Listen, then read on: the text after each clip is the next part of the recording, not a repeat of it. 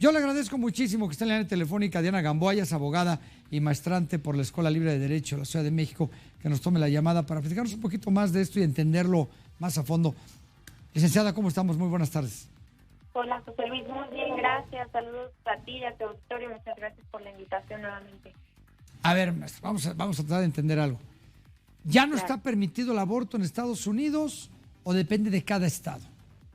Depende de cada estado. En realidad, justo la anulación del precedente Roe v. Wade no significa, digamos, una prohibición generalizada del aborto, sino que el tema, digamos, que se traslada a las sedes democráticas de cada uno de los estados y será ahí en esa pluralidad donde las mayorías decidan cómo van a regular esta práctica y esta situación tan compleja que es el aborto.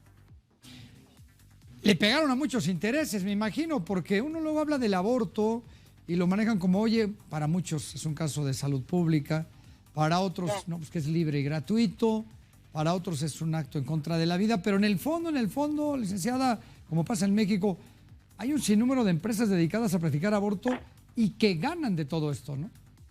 Sí, claro, digamos, el aborto es un negocio sumamente lucrativo.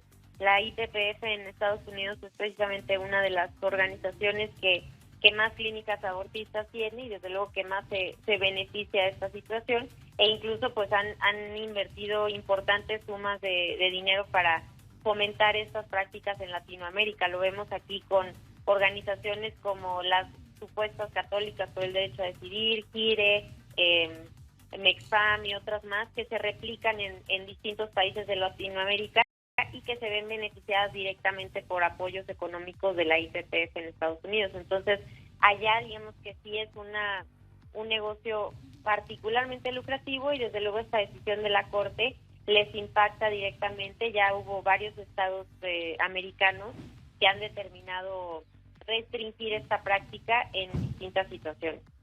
¿Es una muestra de civilidad democrática anular la práctica del aborto en Estados Unidos? Sí, yo creo que más que anular la práctica, la decisión que tomó la Suprema Corte en el caso Dobbs contra Jackson, que fue precisamente con el cual revierten Roe v. Wade, es una muestra de civilidad democrática y lo llamo yo de compromiso constitucional por parte de la Corte Suprema. ¿Por qué? Porque el aborto representa, digamos, un dilema o conlleva un punto de inflexión moral que divide a la sociedad norteamericana y a otras más. Pero digamos, en el caso concreto, es un tema de una cuestión moral que divide a los norteamericanos y que le corresponde a una corte constitucional cuando la Constitución no prevé una respuesta concreta, porque no hay como tal un derecho al aborto en la Constitución norteamericana. ¿Qué hicieron en Roe v. Wade? Lo construyeron mediante argumentos pues endebles, por decirlo menos.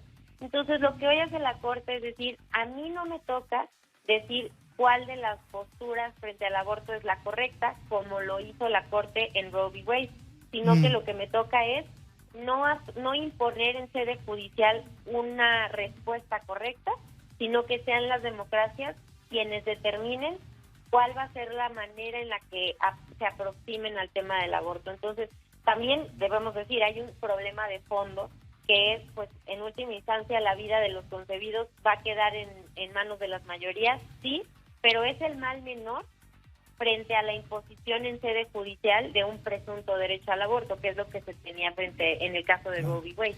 Me quedan 30 segunditos, licenciada, 30 segunditos. Claro. ¿Qué sigue? ¿Qué pasará con México? ¿Voltaremos a verlos? Pues ojalá, pero todo parece indicar que México va 50 años atrás de la Corte norteamericana. Entonces aquí apenas en septiembre del año pasado se afirmó que el aborto es un derecho y pues ya nos tocará hacer los esfuerzos necesarios por revertirlo. En fin. Qué gusto y muchísimas gracias por explicarnos un poquito más a detalle esto que pasó en Estados Unidos el pasado 24 de junio. Un fuerte abrazo. Muchas gracias, un abrazo de vuelta. Muy buenas tardes. Ahí está el tema de esta ley en contra del aborto en Estados Unidos.